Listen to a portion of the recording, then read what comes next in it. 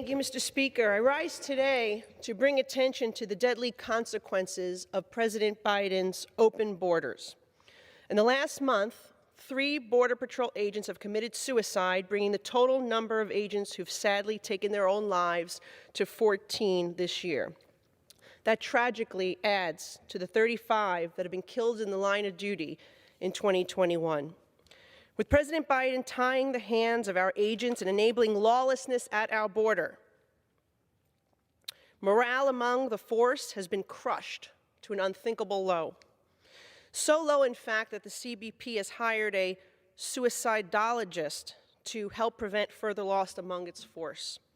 Our CBP agents, they're overwhelmed, they're overworked, they are underfunded, and they are demoralized.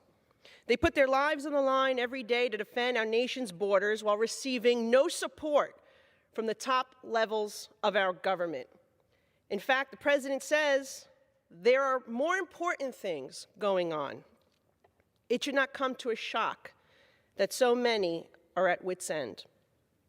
While some have taken their own lives, many others have been seriously injured or have made the ultimate sacrifice while on the front lines. In April, 22-year-old Texas National Guard specialist Bishop Evans was swept away in the Rio Grande while attempting to save 2 migrants from drowning.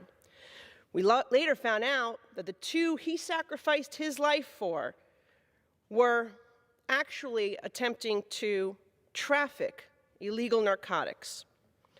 And just last week, 38-year-old father of 2, CBP agent Raul Humberto Gonzalez, was killed in an ATV crash while chasing a group of migrants illegally crossing the border. Perhaps if the cartels were not allowed free rein on our border to smuggle drugs, to traffic humans, Specialist Bishop Evans and Agent Gonzalez would be with us today. No one has benefited more from this country's lax, open border policies than the cartels. The Drug Enforcement Agency has told us that up to 70 to 80% of fentanyl in the United States comes into our country over the southern border. We know the vast majority of fentanyl is being manufactured in China and brought into our country over the southern border, straight into American cities, poisoning our youth. The Drug Enforcement Agency is telling us that's where it's coming from. Yet we continue to have an open border policy, and this body refuses to act to secure our border. Drug overdoses are the leading cause of death of 18 to 45-year-olds in the United States, killing 100,000 Americans last year alone. And 3/4 of those deaths are from fentanyl. 1 American dies every 7 minutes from this deadly drug streaming over our open border. And by the time I finish this speech, there will be 1 more American lost.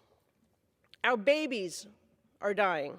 Last month, San Francisco firefighters had to use Narcan to save the life of a 10-year-old baby boy who came into contact with fentanyl while playing in a park.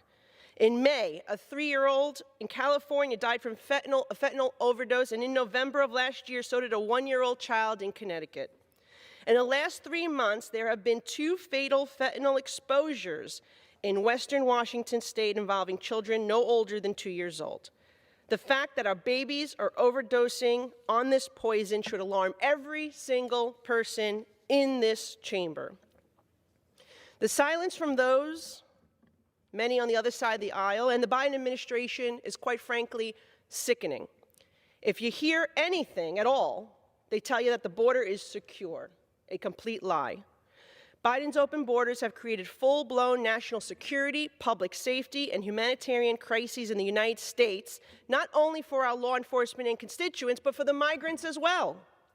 In fact, fiscal year 22 was the deadliest year ever recorded for migrants attempting to cross the U.S. border, U.S.-Mexico border unlawfully, with 853 migrant deaths. Many drowned in the Rio Grande, perished due to dehydration from battling extreme heat and difficult terrain, or taken deadly falls while climbing border barriers. In June, 53 migrants were found dead in San Antonio after being abandoned in a tractor trailer without air conditioning or water. In September, a migrant mother of 2 committed suicide in New York City homeless shelter. Her 15-year-old son discovered her body. Think about the consequences he will have for the rest of his life. Some have accused the Republicans who want to secure our borders of being uncompassionate. The greatest humanitarian crisis in our country is folding right before our eyes. And I urge our colleagues and our president to work with us to take action to secure it. Thank you.